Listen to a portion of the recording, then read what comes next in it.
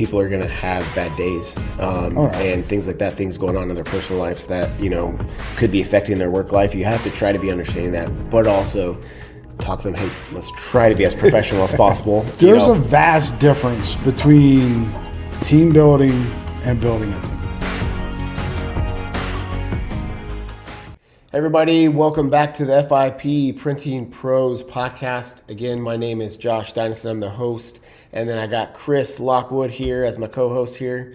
And today, what we're going to be talking about is team building. We're going to talk a little bit about what we're doing right now with our company, as well as get into like the EOS program and things like that. And Chris is going to really take this one. He is one of the ones that has talked on this subject lots, knows this very well, and I'm going to let him honestly just kind of take it on, and I'll jump in with my 2 cents here and there and ask questions and whatnot. And so, Chris? Yeah, I appreciate it, Josh. So, yeah, definitely one of my favorite subjects when it comes to, team building, building a team, leadership, EOS. We'll talk a little bit about EOS. I think that'll be something we can really dive into in future episodes. But what I really want to talk about for everyone to understand is there's a vast difference between team building and building a team. Yes. Now, I heard this throughout my career, you got to do team building, and blah, blah, blah. But nobody really ever took the time to define what that meant. So I want to take a couple minutes and define that, the difference between the two. So when we hear the term team building, what usually comes to mind is like corporate retreats or doing luncheons and celebrating birthdays, all the fun stuff, right? Which is fine. But that's the stuff that comes after you've built a team. Building a team is hard work. Building a team is the process in which you create a family, if you will, within your organization, but it's based on standards. Yeah. It's based on establishing your protocols, your SOPs, your hierarchy, your norms, your culture, all those kind of things. And that's not an easy process, especially if you're in a company that's never really had that before. That's difficult. Or if you go into an organization, like when I would go into a new unit, when I would take over leadership of a new unit in the Army, there was a team that was there, but that's a team that you're given. Doesn't mean that they're working well together. Doesn't mean that they formed that bond. And so you have to build that team. Now, the way you go about doing that is way different than throwing parties on a Friday or going out for company lunch and all that kind of stuff. And some people don't like doing that. Yeah, and some people don't like that, and so that actually becomes counterproductive when you're trying to, let's go sing happy birthday. And I think within FIP we're not going to sing happy birthday, and then every time there's a birthday we sing happy birthday, right? And I think I've heard that like 3 times now. Luckily, we skipped mine because we forgot about it and I didn't tell nobody. So we're like, let's keep on moving.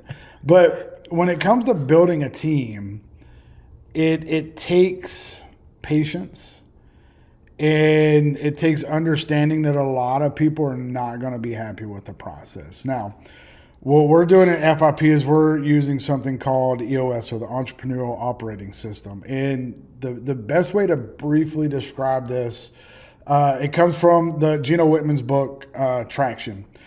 And what he talks about is, like, if you have a computer, for example, you can have all the cool games and programs and that kind of stuff on there, but if there's not an operating system that tells that computer how to work, it's not going to work. Yep. And so there are a ton of small and medium-sized businesses out there that don't have an operating system. They don't have a standard way of going about doing things. And what EOS does is it establishes how you operate your business. Not what your business is. Doesn't matter whether you're in printing, whether you're a plumber, whether you're a media company. Like, that's what you do. What EOS does is establish how you do those things, and it's very specific in how it's set up. And again, we can go through all this at a later time, but I just want to kind of give everybody kind of an outline of what we're talking about and why it fits into team building and all that kind of stuff, or building a team. So first, it establishes your accountability chart. Who's accountable in certain positions, whether it's the frontline worker, like what their specific role is, or whether it's the first line supervisor who says they are accountable for everyone and below this. Yep. Without that, there's no way that you can start to build a functional team, because there's no standard operating procedure on how things happen. So I'll give you an example. I use FIP as the example for this, right? So we have 3 distinct business operations within the company. We have sales and marketing, we have production or operations, and then we have the finance and the personnel.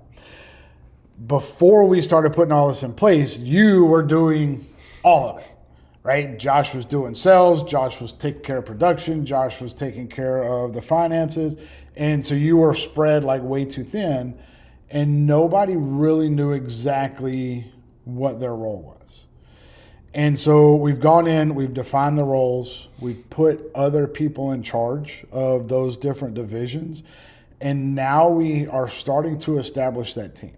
Now, how do you establish a team? What's the key to that? Number one, you have to have that accountability, who's responsible for what, but then people have to know what their job is. They have to have procedures, they have to have, what am I responsible for? What do I do? And then they have to know how to do that, how it's expected to be done, so that they can be held accountable to that thing that they're supposed to do. And through the process of holding people accountable is where you start to build a team. And to be clear, too, holding somebody accountable doesn't have to be a angry process or anything like that, or where you're coming down, like you're not coming down. You don't have to come down on them hardcore. It's just hey, how come this is the way it's supposed to be done? How come you didn't do it that way? All right, let's make sure we do it again next time this way, or type of thing. Now, obviously, if it becomes an issue over and over and over and over again, then you might have to change your approach and how you're going to do that. But that's one key. I'm going to make sure that people understand. Like, we're not saying holding somebody accountable where it's like, you didn't do this. Now, nothing like. Yeah, here's your write up. Here you're fired or whatever. Yeah, first of all, you have to establish the standard. Here's how this thing gets done. Then you have to train on that standard. Yep. You have to make sure they understand. And if they understand, to the best of their ability, they say they understand. Now, if it doesn't happen that way, there's the way I would approach that is, number one, okay, explain to me why you did it this way against what was established. And this is for all the leaders and managers out there. If there's a better way, don't be so bullheaded to think that your way is the right way. Yep. There could be a better way. Now, if you have specific reasons why you want it done that way, now you have to relay that, right? So they didn't do it. They were trained. They didn't do it. Now it's, did you understand? Does it make sense? Is there a better way? If they understood and there's not a better way, now I have a compliance problem. Why didn't you do it this way? And that's when you start to get a sense of, okay, they're trying to test me, or they think they know better, or maybe they're just not a good fit for this team. What you have a lot of times too is you have established companies, people have been doing the thing the way that it's been done for a long time, so any change can make it difficult for them mentally to switch that gear to, oh, I need to do it this way, compared to I've been doing it this way, or it's they're frustrated because it's worked this way, why change it? And I think most part, I try to always be, because I come into an established business, our company's been around since 1979. And so I came in over 4 years ago, and I had to change a lot of things because the previous owner wasn't even in-house for 10 years because he had passed away from a heart attack, left it to his 2 brothers. So it was just a general manager running the company. So it didn't have ownership oversight. So me coming in wanting to change the culture, change things, I tried to have some level of grace and mercy, like to where I didn't like come down with a iron fist of like, no, this is now I'm the new regiment coming in. Now you got to listen type of thing, but also have, a little bit like, this is why we need to have this happen, and some of them fought me on certain changes, but after a year or two or so later, not everybody comes up to me and says it, but I've had several of them come up to me like, I see now why you had to do it in this. Now that we've been doing it, it makes sense, and it seems more efficient, and or whatever the case may be. So you still might have some people in the beginning that might push back and things like that, and you just have to be able to, trust your decision making process and hold to it, and then hopefully eventually they'll see why you did it. Think about a kid when they're young. They don't always see it exactly. They don't understand why you are making the decisions you're doing as a parent. And first of all, I'm not saying employees are like a kid. I'm just, giving a different example. But when they get older and they realize, okay, I see why you made me do this, that, or the other. So. Sorry. And it's something for owners to understand, whether they're starting a new business or they're going and taking over an existing business. The only, and this might sound harsher than it is, but the only person who cares about that business is the owner. Everyone else wants to do a good job.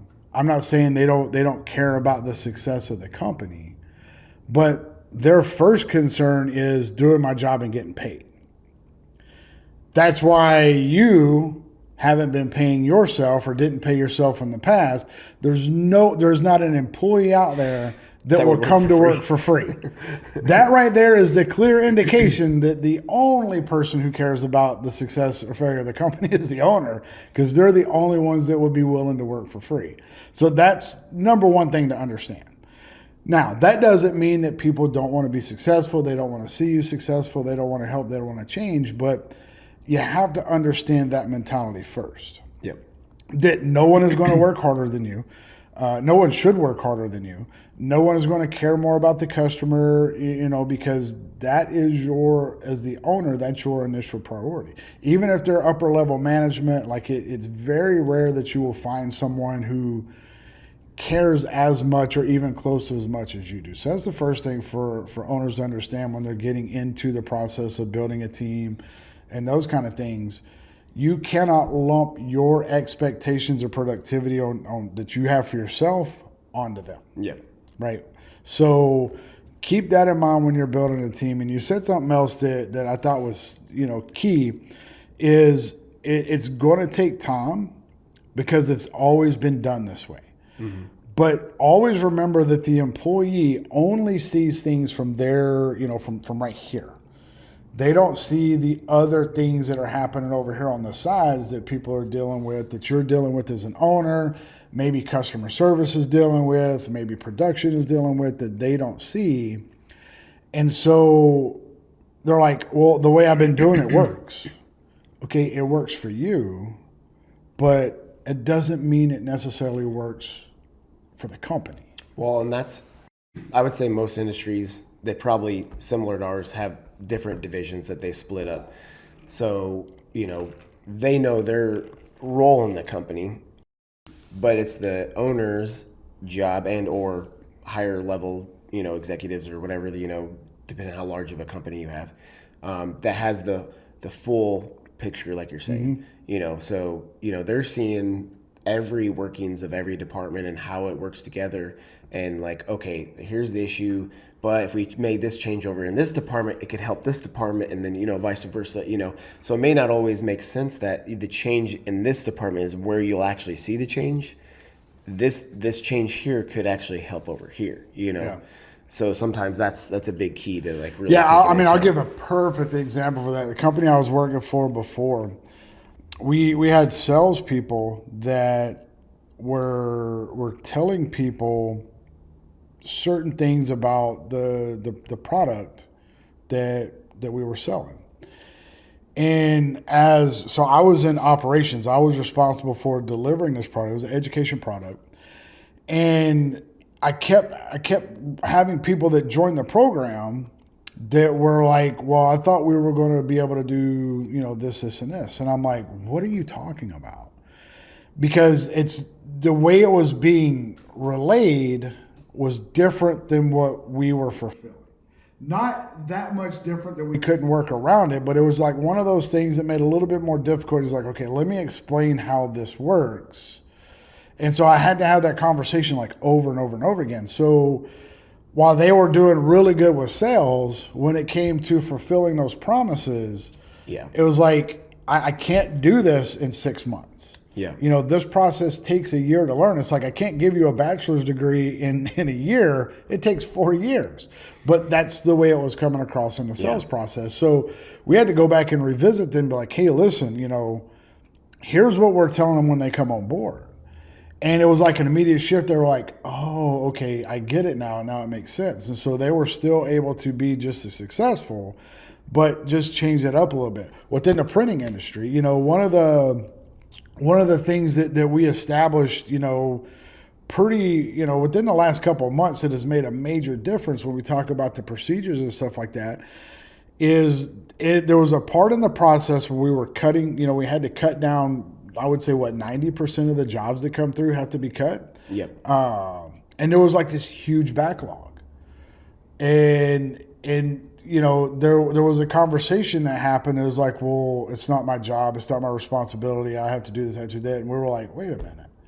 This doesn't make sense. Everyone's responsible, but that's when it clicked when we were talking about team building and establishing who does what. It had never been defined.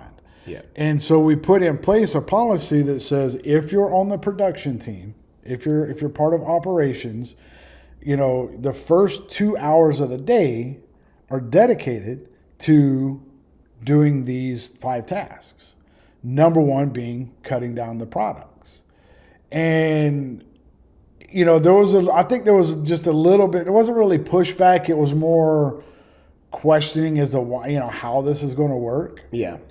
And once we established that, it was like, I think within the first 3 days, everything was caught up. And there were I don't think there's been a time since then. It's been about a month now? Something like that. I don't think there's been a time since then that we've been waiting on a product to go out the door because it needed to be cut. And nobody said, oh, well, that's not my job or not my responsibility. Like, just establishing that has made such a huge difference. Well, and I want to also, it wasn't necessarily that it was not my job or anything like that they're coming off as more so whose job. Whose job is it? And honestly, as the leader of the company, I have to take some fault in that, because if I'm not establishing that and putting that in place, me or my partner, because my business partner, she's part of the structure we're doing now, she's going to be head over the operation. So, we've had that conversation now. Is like, listen, that ultimately stuff like that comes back on us. Like, we shouldn't expect them to just figure things out. I mean, some things, yes, because, okay, like we've said, your department is, over here in the signs, you're over here on this machine, whatever. So if anything's on the machine, that's yours. So there's some obvious things that they know. But when it comes to right now, our issue in our company is we have people that are set on the different machines, but then the bindery is kind of a fill-in because we don't have enough coming through where we need to hire somebody in for that position just yet. So like everybody kind of all fills in and works together to fill in that gap. And so that's where I have to, me and my business partner have to take accountability on our part and say, okay, well, we need to establish SOP for them to follow so they know who it is. So what we ended up doing was we assigned, we have a rotation now. So on these 2 days of the week, it's this person, this 2 days this person, and then fill in from there, and so that's also, for business owners, like, you have to also look at yourself in the mirror, take accountability for what are you not giving your employees to give them the proper direction to make them successful. And sometimes that can be hard. I'm not going to lie. It was a hard pill for me to necessarily swallow, because I'm of the type that I'm like, listen, just figure it out. I hired you. I hired you, like, do your job. Like, and it's not even like do your job, but figure it out. Like as a team, figure it out. But also when I take a step back and also, especially diving into this EOS stuff, I'm like, okay, yeah, I am kind of the head of the snake, where I gotta make sure I'm making sure every level is knowing what they're supposed to be doing, so that when something comes up, they know how to respond to it and handle it rather than just figure it out. If I'm not setting them up for success if I'm just saying figure it out. Yeah. So, and that's one of the keys to it. Building that team, because now, I'm a firm believer that people want to be led. And I think that, as an employee, like, I want that direction, because I have my own ideas about what to do. Right. I have my own, everyone sees things from their vantage point as to how they would do things. But is that going to be working in concert with everything else that's going on in the company? So, that's why, when I came on board and we started talking about putting in EOS and doing all those kind of things, that's one of the things that was noticeable was everyone was kind of trying to do it their own way without having that guidance. Now, things were still successful. I don't want to sit here and bash you and say, you were screwed up, because things were working, but it could be hectic at times. Yeah. And without having those procedures in place, it's like, I don't know, I didn't know where to set my priorities. For example, as an employee, like, where do I set my priorities? Yeah. I don't need you to tell me how to do my job, but I need you to tell me how to set the priorities, because I'm going to see things a little bit different. And that's what becomes important when you put a system like EOS in place, is helping to set those priorities. We mentioned culture a little bit. I would love to, talk to me a little bit about how you came in and changed. You said that was one of the things you had to change was the culture. So how did you do that? So I mentioned obviously the previous owner had passed away in 2010. I took over in 2020. No ownership on site in that time frame. But that previous owner was of the type of leadership that ruled with an iron fist. If you messed up, he's going to come down yelling, screaming, and everything like that. And it does, not necessarily always screaming, but come down harshly on you. And so the general manager who was working under him, who ended up taking over, kind of had that same philosophy. And I had conversations with him. He also, that's how he grew up. Even prior to this owner, that's the leadership he had. And I hope he doesn't mind that I'm sharing this. I didn't ask permission or anything like that. All names and identities have been changed. Well, but if you know our company, you know probably who I'm talking about. But I can definitely say when I first came in, I kind of made sure to, because obviously some of that was still going on, because he was still a general manager leading, and I have to tell him, like, hey, that's not how I want my company to be run. I want people, as first of all, the employees and team I have, I'm extremely lucky. They are the type that, like you said, nobody's gonna fully have that ownership, like it's my company mentality to the core of, like, not working for free, like what an owner would do. However, most of them do truly take, like, ownership of things, and that feeling of wanting to make the company successful in every kind of way. And if they made a mistake, they truly, like, it hurt them to make a mistake. They don't like making mistakes. So they already felt bad enough as it was. So adding on top of that was not necessary, because they already felt bad enough. I've had many of them, even after they make a mistake, like, just take it out of my paycheck. I'm sorry, I'm not going to take it out of your paycheck. You're human, it happens. Yeah. But anyways, to kind of go back to that was when I was talking to him and telling him this is how I want the culture. I don't want that kind of come down hardcore. And his response was, you can't teach an old dog new tricks.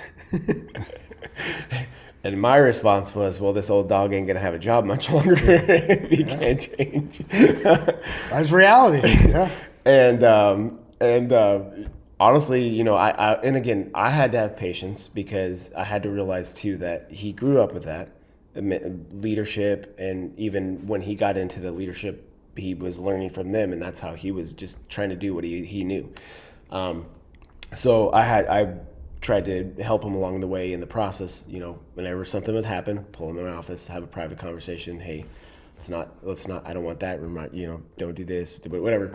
And I have to say, initially when he said the old dog, no new tricks, you don't learn new tricks. In the beginning, over time, he was very open to trying to better himself, and try to get better at that. And there would still be from sometimes he'd go back to old mentality and have to bring him back to reality. But towards the end, he just retired last year. But prior to that, like the several years, he was doing exactly kind of how I wanted it. And he eventually, said, I was like, I like this approach better. Yeah. Ultimately, he's like, it's not fun to have to be the person come down. But he also did teach me too, because, there were times when I was too lax, and too laid back and not coming down and holding people accountable and things like that, because I was trying to change the culture too much to where it's too lenient almost. Yeah. And so I feel like I learned from him a little bit and he learned from me. And so I think it was a good mesh in the long run.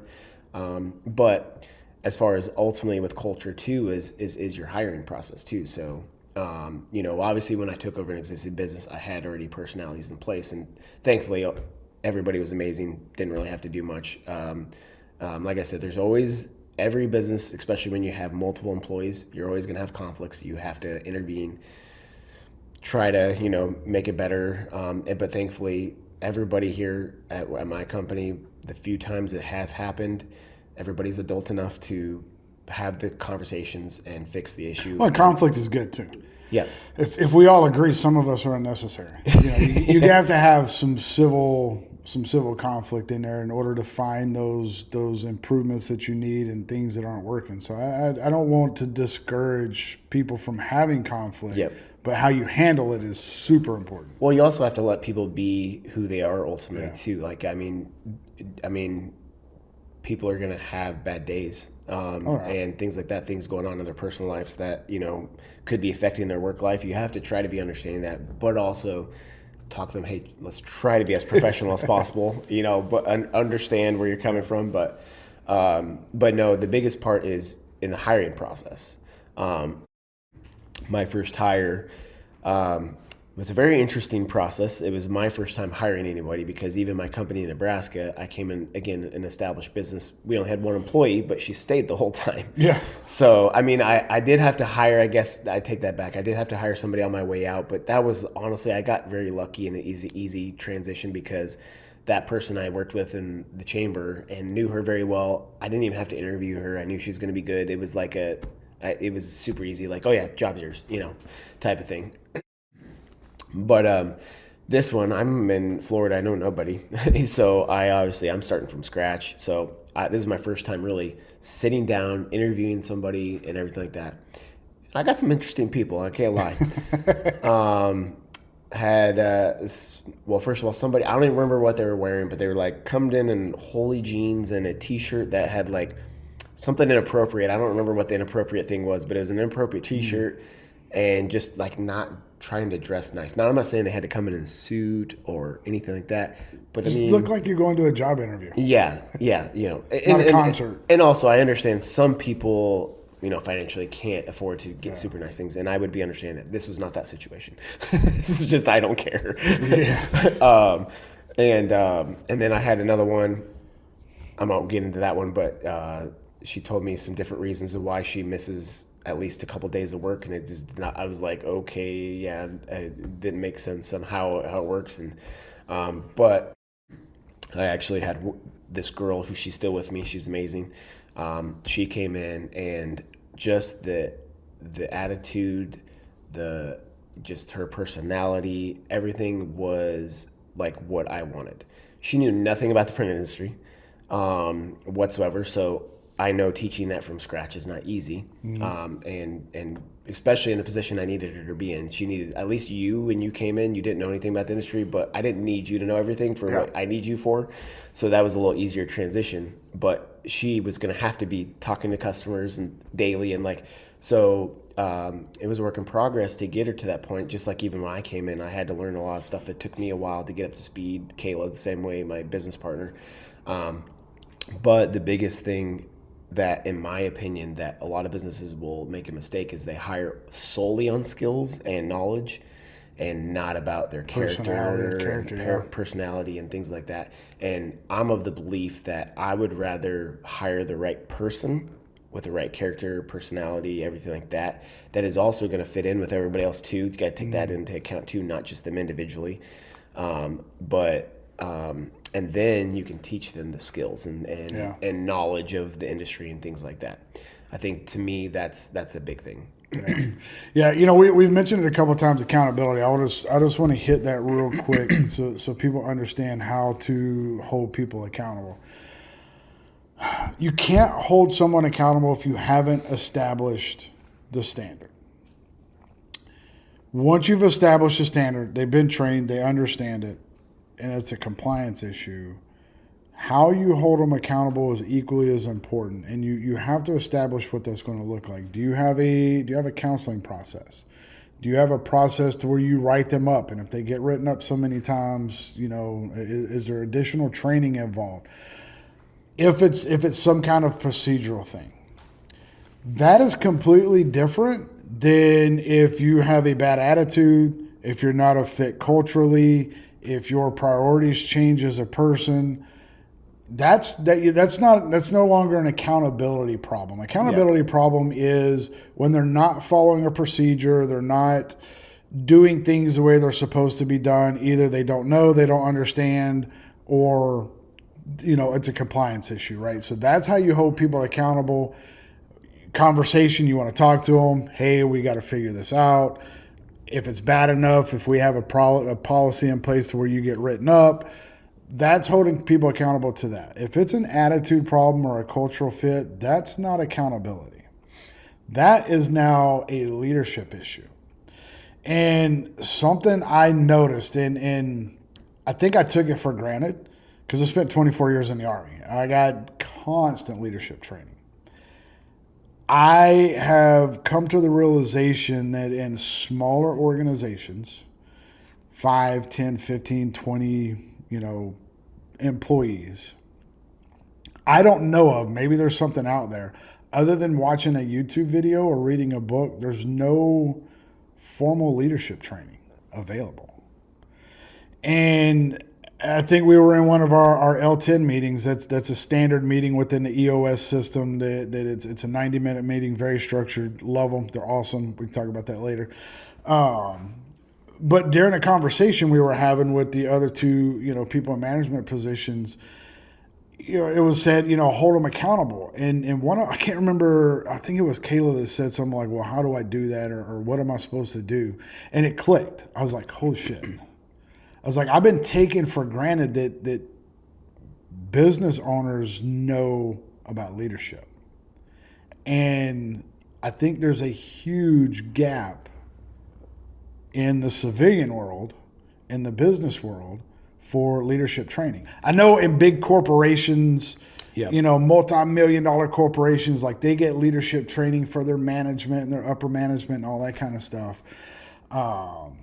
But that's something I'm developing for FIP is a leadership training course to teach our people how to actually lead. Because, I think what a lot of people confuse for leadership is management. You manage processes. That's where the accountability comes in. You're managing a process, and if you're not following the process, I have a procedure in place to hold you accountable. That is not leadership. Yep. That is management. Leadership is a process of influencing people to do things for a common goal against their better wishes or whatever. That's where the culture comes in. That's where establishing the culture is. And, I would encourage anyone that watches this, please reach out to me if you want to know more about it. We might do some more episodes about it later. But if you don't have formal leadership training in your organization, you need to get it. And I did not realize that until here recently, that like that's a big problem. That's a huge gap in the education process for small businesses. So especially small business, like Yeah, like you that's what said, I'm saying, larger companies, they have usually that kind of training for their people. But yeah, small businesses, like especially, most small businesses, only have a handful of employees. It's not like a even me, like, we have 10, most of them productions and things like that, but most small businesses are more in that 1 to 5, range or something like that. Even when my Nebraska company, we had the one, and then me and my partner.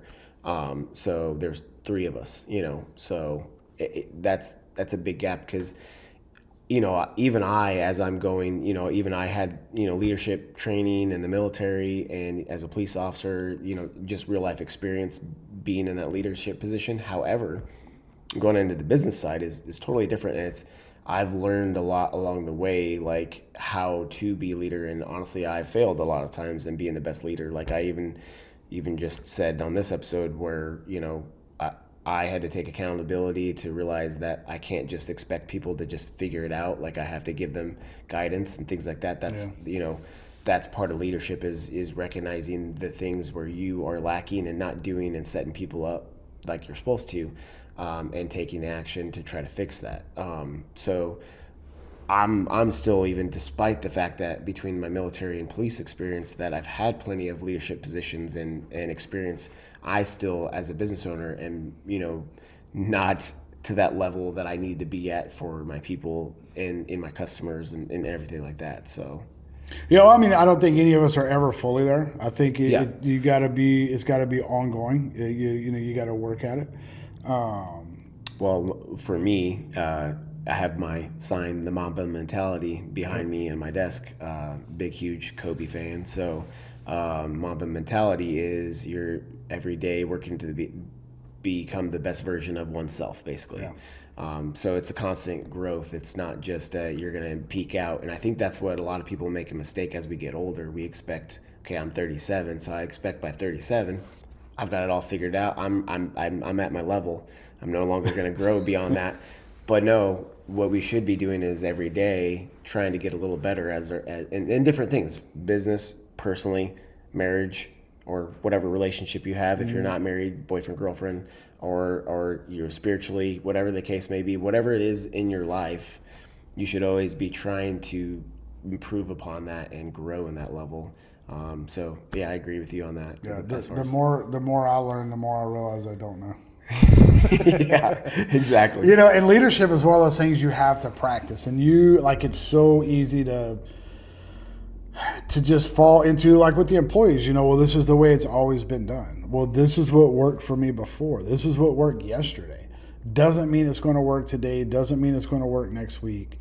And you have to be willing to, got to be humble enough to say, man, I was wrong, or I don't know. And again, any of the business owners that are out there, or managers or leaders that are watching this, or if you're in a position and you're being told you have to hold someone accountable, or you need to build this team, or you need to do team building events, and it's really easy to say those things. It's a whole nother thing to do them. Yeah. And if you don't know where to start, reach out.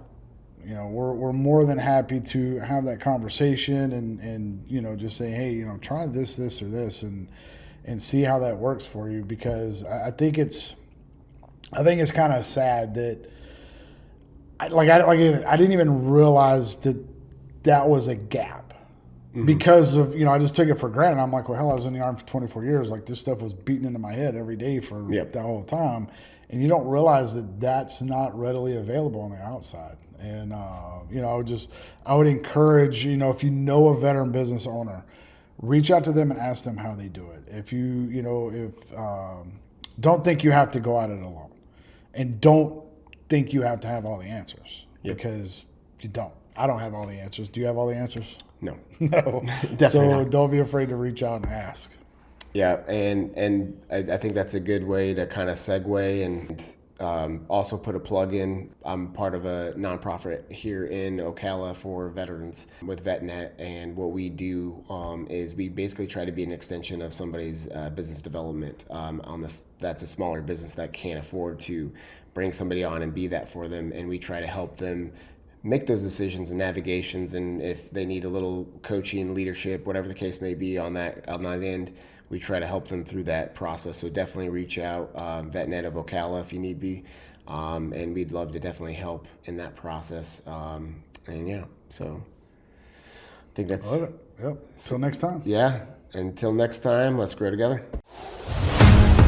It's time to step up. Yeah, it's grind time. No more letting up. No, running faster, further, no more running up. Yeah, giving my all, no more giving up. Listen to me.